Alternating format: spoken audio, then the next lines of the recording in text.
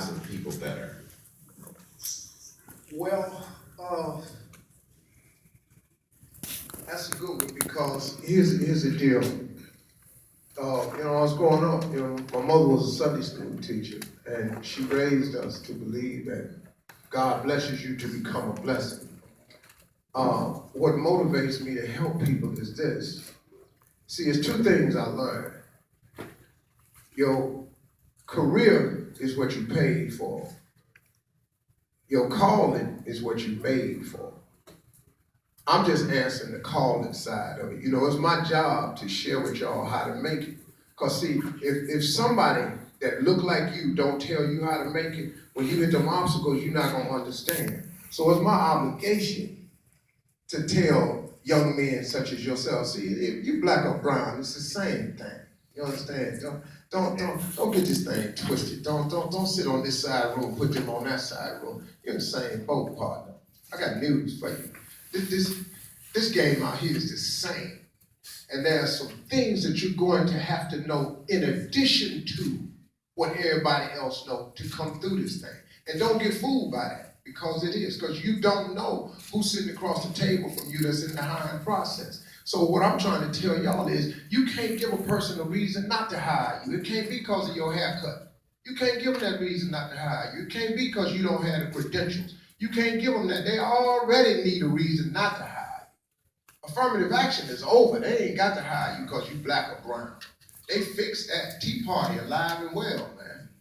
They own and crack it. So what I try to tell young people is how to be prepared for it and how to take the reasons not to hire you away. You got to kill that. You can't sit across the table and give them a reason because of the way you dress. Because you want to wear your hair a certain way. What they got to do with success, man? What they got to do with it? Y'all do, and the way we do our hair now, half the time it ain't even for cultural reasons. We just rocking our hair. Like I told this dude in my camp, man, he want to go dreads because it look good sticking out under his helmet. What?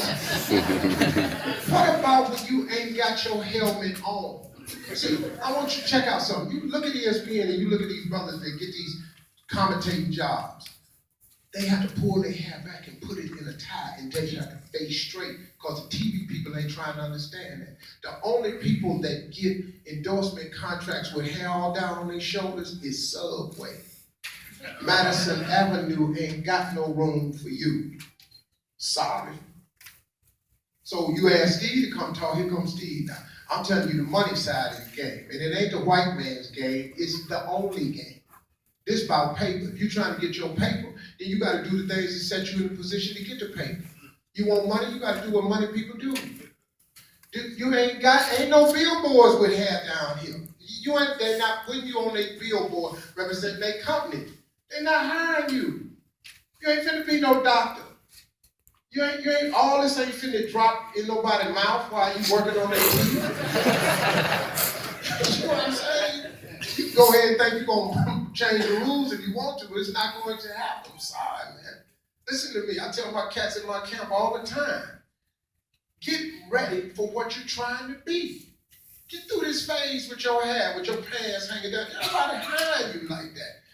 I got dudes that work for me. I got 70-some employees. If you don't know how to dress, I'm not hiring you. I'm fly. You can't be around me. Come on, man. You ain't getting on my jet. Sit up in here, man, your pants and your hair look crazy. We're not getting off the plane together. I'm black, and I'm telling you that. I'm black, and I'm telling you that. There is a person of another color who cannot say that to you because it ain't politically correct, but he ain't having it either. Nasty. Well, how difficult was it transitioning from being a comedian or from comedian to becoming an instrument? I'm so sorry, inspirational speaker. Well, it wasn't a natural transition. It was for me, but it wasn't a plan to solve. You know what I mean? My goal when I started out was to be one of the premier stand-ups in the country. So when me, Bernie said DL did the original Kings of Comedy, and it was the highest grossing comedy tour ever in the history of comedy, and still is to this day. We was making 15 million a year. Telling jokes. You couldn't even talk to us. We was on jets. We was rock stars. I thought that was it. That's what I saw for my life. That was my career. That's what I was getting paid for.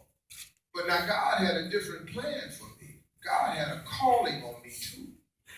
See, once again, your career is what you paid for. Your calling is what you made for. So all the mistakes I made along the way gave me the ability to sit in front of groups like you and teach it to you. Because now I know how to get up. I know how to fail and overcome. I know what'll happen to you if you don't get an education. See, I'm a college dropout. I went to college for 3 years and flunked out. They sent a letter to my house and asked me not to come back. I couldn't get off academic probation. Still here. Now, I don't suggest you take that route. Because I don't know y'all, but ain't nobody in here. Y'all ain't got 4 hours of jokes. I had a skill set, man. I got these jokes, and these jokes was paying $50 a night. I won't leave my house for $50,000 a night, not for no jokes. You got to get somebody else. Speaking of a long process. Speaking of college, how was it of value to you in your professional life? Well, college taught me the system. See, I didn't get the degree. Now, when I didn't get the degree, it threw my life down the cliff. Because without a college degree, I didn't qualify for a good job. So I worked at Ford Motor Company. I used to put 8 spark plugs in the engine 1,800 times a day. Mine was just bzz, bzz, bzz, bzz, bzz, bzz. It was mine. I worked at Lincoln Electric, General Electric, at a carpet cleaning company. I sold and installed carpet, man. I had a rib joint. I tried everything. I sold Amway. I did everything, man, because I did not have the proper credentials. That's why I'm telling you, you got to get this paper, man. You got to get this credential. They wouldn't hire me, but then I was still around in ’77 when they had plants that you could go get a job at. They ain't got that no more. All them jobs overseas. So now when you don't have a degree now, man, they ain't got nothing for you. So it threw my life down the cliff. That's why it's imperative that you get the credentials so when you're in a position, they cannot tell you no.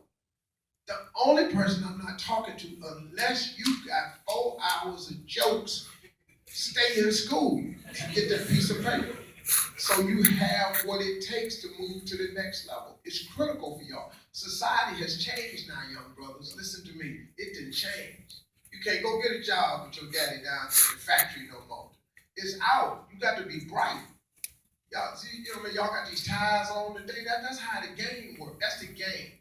That's the game you in. Enter the game until you can compete in the game.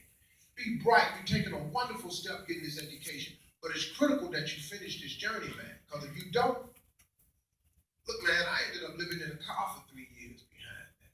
I was homeless. I lived in a car. So if you don't understand the whole journey, I needed all this to happen to me to get to this point right here so I could tell y'all don't do this. Because after I walked out of college, I didn't have no way to make no money. And these jokes was $50 a night, and I was only getting 1 night a week sometimes 3 nights a month.